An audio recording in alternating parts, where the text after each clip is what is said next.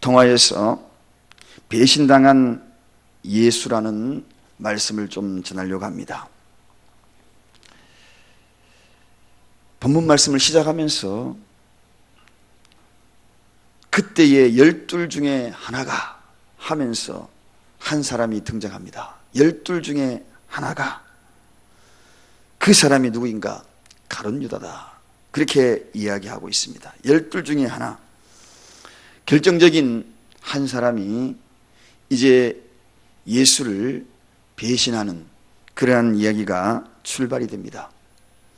12 중에 하나가 주님을 위하여, 하나님을 위하여 큰 아름다운 일들을 했더라, 이렇게 전개가 되면 참으로 오늘 이 새벽에 말씀을 전하는 제가 무겁지 않을 텐데, 12 중에 하나가 배신하여서 하면서 말씀이 시작이 되니까 조금 무거운 이야기처럼 들리기도 합니다.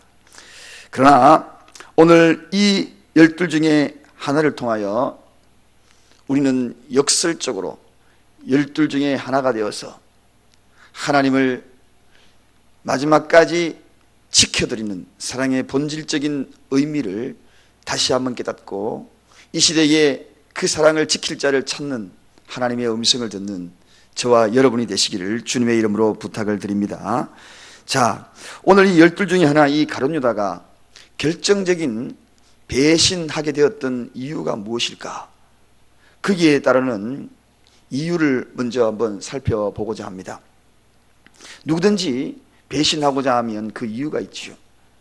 따르던 무리들 가운데서 누구든지 그 리더를 배신하고자 하는 그 이유가 있습니다. 오늘 이 가룟 유다의 결정적인 배신된 그 이유는 그동안에 예수님을 팔할까 말까 마음의 갈등은 있었어요. 그렇지만 감히 스승을 팔고자 하는 그러한 마음을 가지지를 못했습니다. 그런데 왜 이렇게 결정을 했을까? 그것이 바로 지난 주일날 우리가 지난 시간에 말씀을 드린 그 대목에서 출발이 됩니다. 한 여인을 보라 하는 말씀을 가지고 제가 지난 주일날 이 마리아가 향유를 깨뜨린 사건에 대해서 이야기를 드렸습니다. 이 향유를 깨뜨리고 난 다음에 그 향기가 얼마나 아름답게 퍼져나갔는지 예수님이 말씀하셨거든요. 이 여인이 한 것에 대한 부분들이 땅끝까지 이 여인이 한 이야기를 전해라, 그렇게 이야기했습니다. 그 이야기를 듣던 가룟 유다가 10절로 쭉 가보면 뭐라고 이야기하냐면, 저거 팔아가지고 가난한 사람 도와주면 되지 하면서 한마디를 툭 던집니다. 그때 예수님이 가룟 유다에게 이야기하죠. 이 여인을 괴롭게 하지 말라, 그렇게 이야기합니다. 바로 결정적인 것이 이것입니다. 이 여인을 괴롭게 하지 말라, 이 한마디 듣고 마음을 굳힙니다. 즉 나무라함의 이야기를 듣고 진정한 교훈의 이야기 메시지에 거기 다가오는 그러한 것들을 한마디를 예수님의 말씀을 듣고 그의 마음의 분노함으로 결정적으로 예수님을 배반하게 됐다는 것입니다. 이 여인을 나무라하지 마라, 이 이야기지요. 사랑하는 여러분, 우리는 오늘 이 말씀을 잘 경청해야 합니다. 때로는 우리가 말씀을 들을 때에 찔림이 있을 것이고 또 그 말씀을 통하여서 내가 어떻게 적용해야 될 것인가 두 부류로 나눠질 겁니다.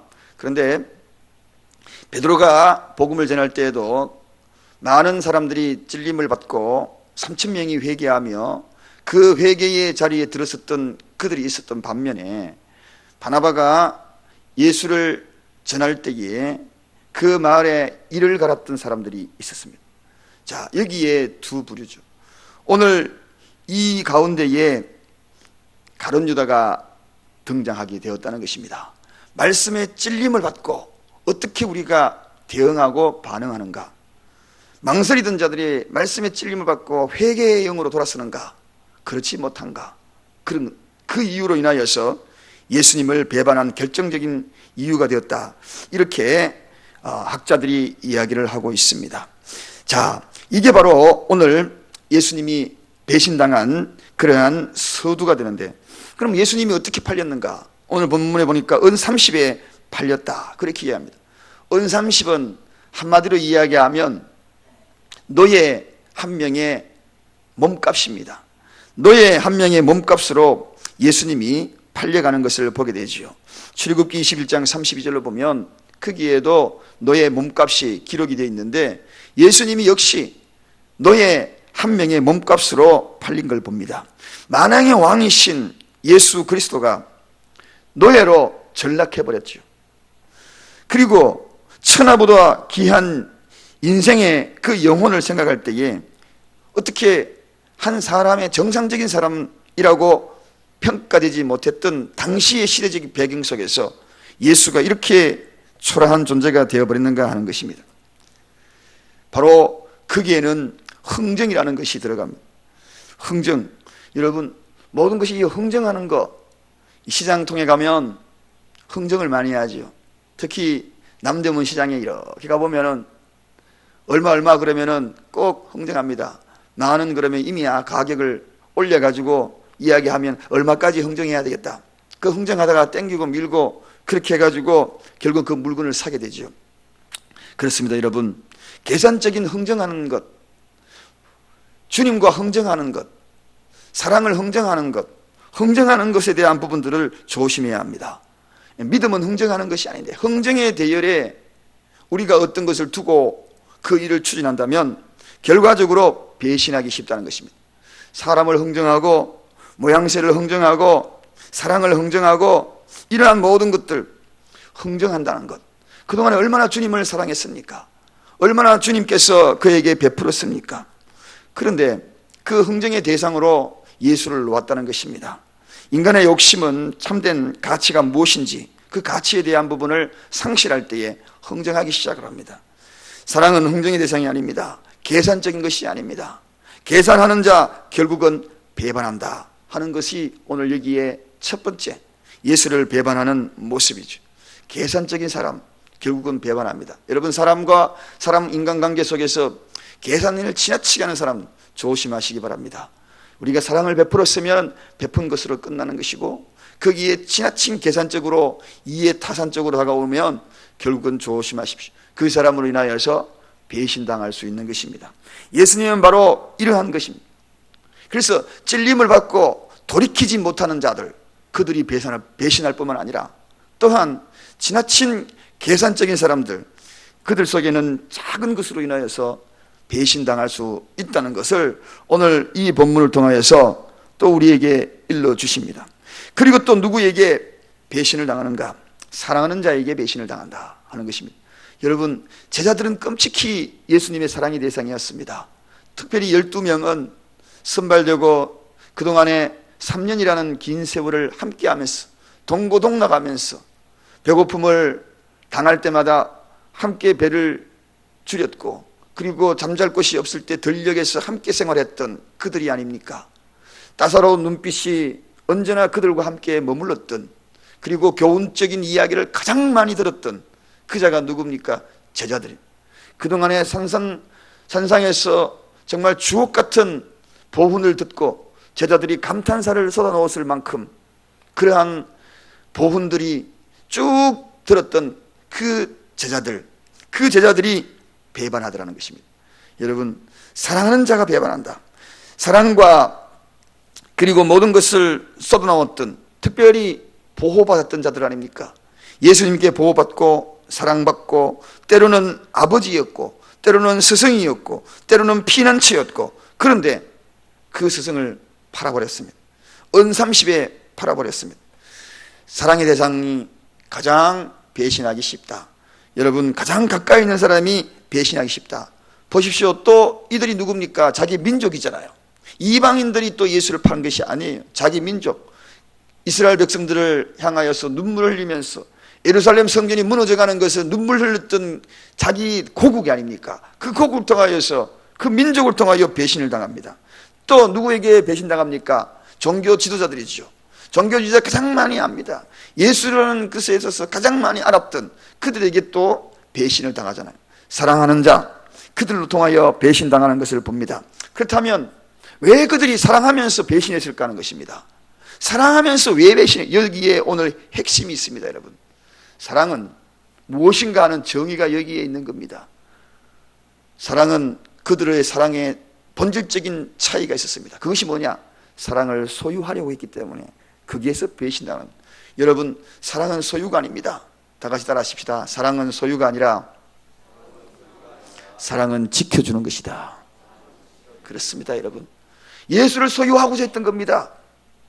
사랑을 소유하고자 하면 배신합니다. 그 소유하고자 할 때에 그 속에는 무엇이 들어가는가? 욕심이 들어가죠. 욕망이 들어가죠.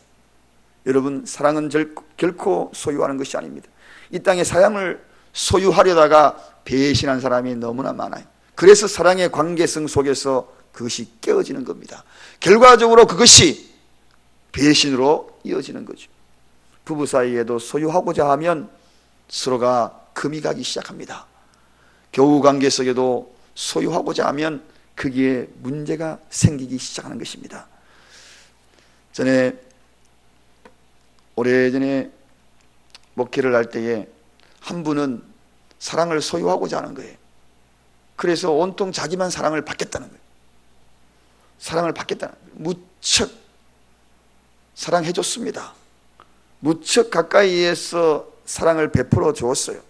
그런데 그 누군가가 새신자가 오든지 그 누군가에게 눈빛을 주잖아요.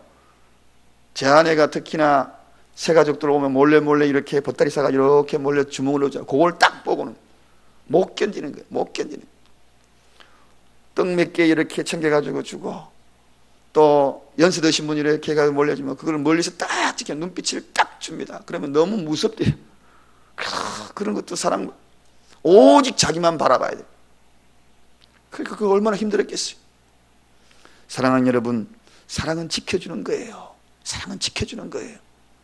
이게 진짜 사랑이지. 오늘 누가 배신하는가? 가룟 유다 주님을 끔찍히 사랑했습니다, 여러분. 가룟 유다 주님을 따르면서 가장 첫권에서 연복궤를 들고 따랐던 사람입니다. 얼마나 인정받은 사람입니까? 그럼에도 불구하고 그가 배신자가 되었어요. 왜? 사랑을 소유하고자 했기 때문에. 그래서 사랑을 소유하고자 했던 그 사람이 나무랬던 겁니다. 그러면 안 된다고. 이 여인을 괴롭게 하지 마라.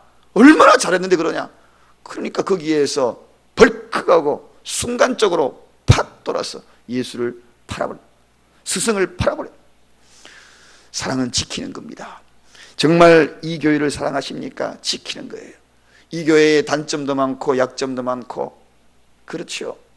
그리고 또 사랑하는 교우들 관계도 마찬가지, 남편과 아내 관계도 마찬가지, 모든 것에 대해서 지키는 겁니다. 그게 진짜 사랑이죠. 그렇지 아니하면 배신하는 겁니다. 그 배신이 자기에게 집중되지 아니하니까 결과적으로 어떻게 됩니까? 예수에게 실망스럽다, 그렇게 표현하는 거죠. 여러분, 사랑은 실망하는 게 아닙니다. 오늘 예수님이 이 제자들을 사랑했던 그 모습들에서 가룟 유다가 결정적으로 예수를 또 배신한 것은 예수에게 실망했다는 것입니다. 정치적으로 실망하고 출세욕으로 실망하고, 이것 뭔가 예수님을 붙들면은 뭔가 될 것 같았는데 실망했다는 것. 여러분, 사랑은 오로지 그저 베푸는 것이고 지켜주는 것이지 그 이상의 그 이하도 아닙니다. 거기에서 무엇을 더 얻으려고 하는 것이 아닙니다.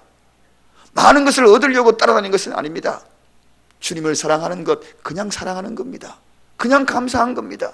생명을 나에게 영원한 생명으로 인도하신 그것에 대한 그 본질적인 사랑을 아는 사람은 내가 다른 것으로 인하여 실망할 이유가 없는 것이죠. 본질의 사랑을, 영원한 생명을 나에게 주신 약속이라는 것은, 그 약속을 얻었다면 다른 거 실망할 것 아무것도 없는 거죠. 오늘 눈에 보이는 것으로 인하여 실망한 겁니다. 출세욕으로 실망한 겁니다. 진정한 지도자인 줄 아는 실망한 겁니다. 나약해져 버리는 그 예수의 모습을 보고 실망하는 겁니다. 이 실망하는 자들의 종말은 어떤가? 한마디로 이야기하면 이 배신한 이들의 종말은 어떤가? 예수로 인하여 실망하고 돌아섰던 이 가룟 유다는 스스로 자기의 모든 것을 끝내버려 생명을 스스로 마지막 종결 짓는 것을 보게 됩니다. 그렇습니다. 예수님을 배반했던 가룟 유다는 죽음과 저주요 멸망과 파멸로 그의 인생을 마지막 마무리하는 것을 보게 됩니다.